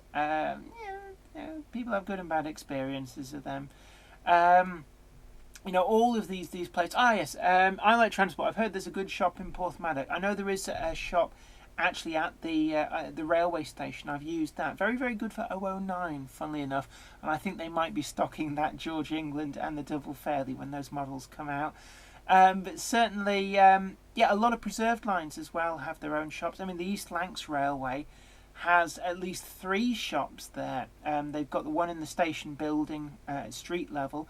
They've got another one run by a Loco group. It's in an old converted Gov coach down at what used to be platform 4 or something like that. And then there's one underneath the station building as well, which you can get some really good bargains there. I know Les Cliff, when he's on, hopefully next week, I might try and remember to talk to him about that, because he's a firm supporter of the shops there. James Petts, the Bure Valley Railway have a good online shop. I think somebody told me that the Bluebell Model Railway shop as well, they got some really good bargains in there, and also some stuff as well. What you find as well is that some of these shops, items that just sell out instantly because they're so popular in some of the high traffic shops, and then you see them go on eBay with the gougers dive in. Some of the slower traffic shops, some of those models do hang about. So for example, Bolton Model Mart, when the H class and the fully lined out Wainwright, the SECR livery, they sold out really, really quickly, and the gougers of course jumped in. And Bolton Model Mart I think he had 2 or 3 of them. And I went in there and I was like, oh, he's still got some in the cabinet. So I mentioned in a video, and apparently the following day the phone just rang off the hook, and he had them all sold in the first hour of business, and just people kept ringing and ringing. And these were models that were changing hands for like double the amount online. And I think it was the same with, somebody told me the Bluebell Model Railway shop, they got the Huntley and Palmer's Peckett W4, the Hornby one. They got that months after it was sold out everywhere. And, they were going for 2 or 3 times the RRP online. So it is well worth hunting out and supporting these local model shops, because, as well, it's a really good place to have a browse. And, you get ideas, but you see things that when you go on a website, it's something I hate about Amazon as well. You kind of have to know what you're looking for in advance. Whereas if you go into a shop, you can browse. And I love browsing because I see things that I would have never thought of getting. And you think, that's a really good idea. And they can kind of influence your buying habits. And it's one of the reasons I'm a big supporter of local model shops, but also a big supporter of Waterstones, big supporter of other shops. I buy a lot of clothes in person. I wouldn't really dream of buying a lot of clothes mail order. I like to support the high street. And yeah, you might pay a little bit more, but money isn't everything. Alec Ralph, the model shop in Porthmadog is a general model shop where I picked up some Daypol Kitmaster kits. Right. It's a long time. It's actually my honeymoon, which was 10 years ago, more than 10 years ago, when I was last there. There's a really good record shop as well, Cobb Records. Got a few good LPs there. I got a Coldplay LP from there, which was proving tricky at the time to find. I think we came in on the Welsh Highland Railway. And we had literally 20 minutes or something. So I went in the model shop, bought some stuff, ran over the road to Cobb Records, had a quick frisk in the new releases, grabbed the album I want, bought it, ran back, got on the train, and then back up to Carnarvon, which was where we were staying. Let's have a look. Jonesy Transport Hobbies, Grossmont has a good one. Yeah, all these preserved lines tend to have a good shop because they're good revenue earners. Wolfie Wolf, hi Jenny, sorry I'm late again. You were looking and sounding heaps better. Thank you very much. I am, yeah. It's still very hot and humid here though, which is a bit of a pain. But yeah, it's always good to see you, and don't forget you can catch up. You can, once this live stream finishes, you can go back on to YouTube and you can catch up and you can watch everything that you've missed. Nobody's ever late for these live streams. The videos hang about. You can watch this. You can rock the juice box. Watch them all back to back. 32 or so of them. I like Transport. The Hatton's website is quite good for browsing if your local shop doesn't have the type of models you like. Yeah, I must admit, Hatton's, I've always said this, the Hatton's website really is the template of how an online presence for a model shop should be. I've always found that they have one of the best web presences on the internet, if not the best web presence for a model shop. And some of the others, like Rails of Sheffield, it's a good shop, but I'm afraid their website is not as good as Hatton's. And in fact, quite often, I was just talking with Dave and Jack at Hatton's today, and I was saying, it was always back in the day, I used to check the Hatton's website for new releases because it was easier to find out whether a model was actually released and available for sale by checking the Hatton's website than it was to often check the manufacturer's website. But certainly, yeah, it's a lot easier to browse the Hatton's site than a lot of others. And big hello to anybody from Hatton's who might be watching. I do know occasionally they do dip into the live stream, so big up to the Hatton's posse, and thanks again for doing the collaborative video with me earlier on. We're going to be putting that out later, hopefully this week, and also Hatton's will be putting theirs up. I don't know when they're putting theirs up. Sorry, there's a spider or something on a spider's web on the CCTV monitor, and I keep catching it out of the corner of my eye, and it's like, what, somebody's climbing on my roof? Nope, it's just a spider really close up to the lens. Fat Wallet Boy 2, yeah, the ELR shop down by the bottom of the tunnel is good for cheap back magazines. Yeah, that's the one that Les Cliff loves, that one, actually. He's always saying, oh, Ali Ralph, oh, you legend. Oh, I'd have had that if I was there. Managed to pick up a Webb Cold Tank DCC ready at Arcadia this morning for 55 squids. I was in Porthmadog earlier this year, and I'm not sure that Cobb Records is there now. Oh, that is sad, because, yeah, record shops as well is another area that Amazon has just killed, which is a great shame. There's still X Records in Bolton. HMV is clinging on in Bury. I do go in there because they do have a good vinyl section. Mark Rice, hi Jen, well done for saying that. Look, and it's in your hand like tapes and CDs, not downloads. Yeah, I hate downloads. It always seems a bit naughty. I grew up in an era where the naughty network, Kidnapster, people downloading hooky copies of albums, and it doesn't feel right. It's like piracy. Hoist the Jolly Roger, yarg. I like LPs, and when you next see a picture of actually up in Weir Yard in the loft, you will see that I have framed my copy of Blur's Modern Life is Rubbish on the wall. Les Cliff actually was kind enough to let me keep an album cover. With these things that you put album things on the wall. Now, the LP is not in there. It, in its inner sleeve, is still downstairs in the rack. But I have an original copy of Modern Life is Rubbish by Blur from, I think, is it 94, 95? And I've put it on the wall as decoration because it's basically, if you're familiar with that album, it's Mallard at speed. It's a painting of Mallard at speed, and it's a really nice picture actually. But yeah, I still buy vinyl LPs. I'm not a hipster, but I was buying vinyl before it was cool. Yeah, Otis JB, it's annoying because Rails only does pre-owned sales on eBay. Yeah, I don't like eBay. And there's bidding for things. I don't like that. You know, it's not for me. I like transport. To be honest, the live streams aren't as good when they're not live. Yeah, I know. You don't get this sort of immediacy of interaction. That's why I really love live streams. I'm so glad that YouTube enabled these live streams, because I think that actually it's a really good way of connecting with people and fostering a really good community feel. And, you know, in fact, I am curious. I'm just curious, actually. On the main thing, actually no, I think I can. Can I check? So we've got 77 people watching live according to that, which is that's pretty good. I think our record is about 120, but certainly in the summer everything does go a bit quieter because you're all off in Canada, like Trainsporting Southeast, looking at you. You know, just a bit jealous. That's all. Simon says, I picked up an old Muppets vinyl for £5 in a charity shop. Volume 2, already had Volume 1.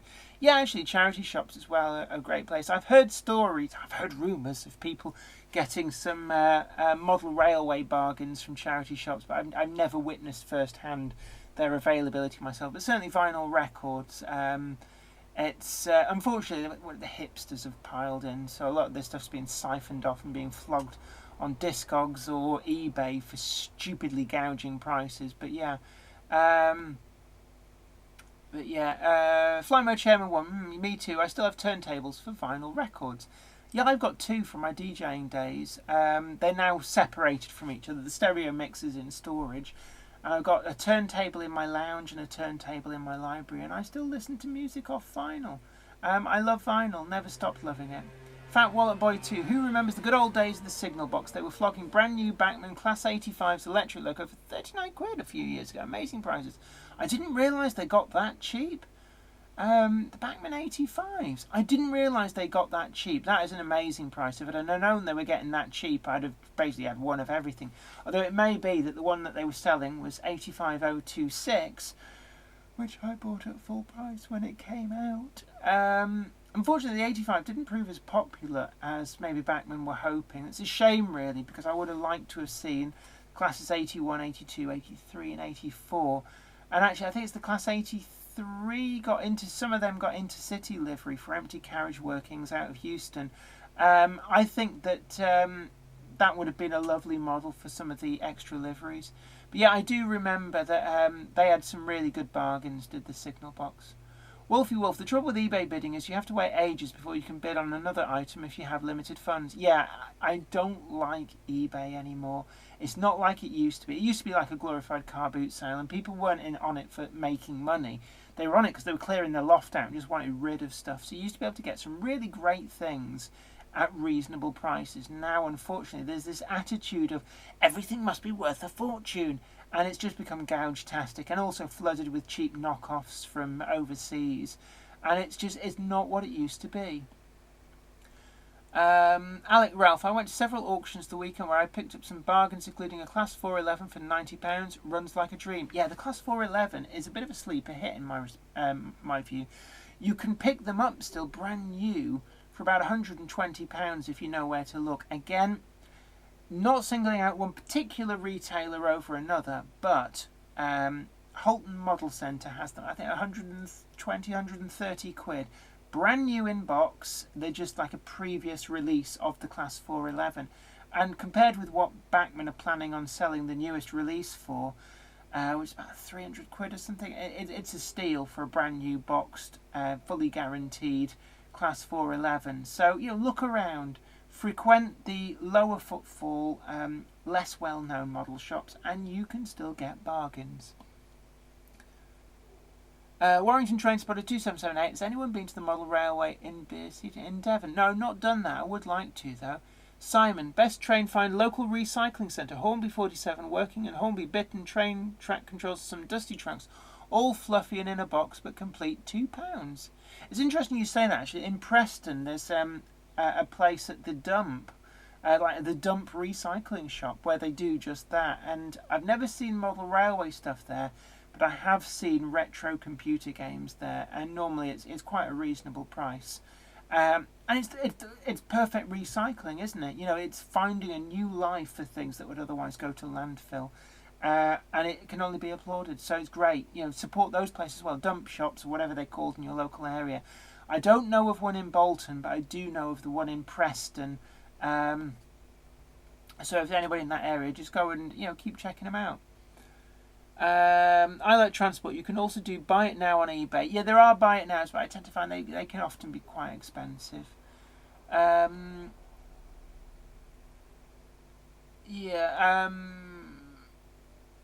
Peco Rama, yeah, that's it. Yeah, I would love to go there actually. I must talk to Steve Flint, see if I can swing a tour there. Warrington Train Spotter 2778. There is still a model shop in Widnes these days. Yes, there is. I've never been to it, but I am aware of where it is. I've just never been able to get to it whenever I've been in Widnes. But anyway, look, I'm going to have to round this up because I'm absolutely drunk. And I want something to eat. But it's been really, really great, actually, having all your company. It's really good to have you all along. We've shot the breeze and certainly talked about the new announcements. I should go back to that. It's what we started on. It's what the title of the live stream is. New announcements from Peco working in conjunction with Cato. And these are the 009. Let's get the right button there. 009 ready to run, Little Englands and Double Fairleys, and certainly I'm looking forward to these. Quite a few other people would, and certainly the Little England, I can see that as being a somewhat expensive but really quite eye-catching load for a wagon nonetheless, and I can see a wealth of small minimum space 009 layouts popping up.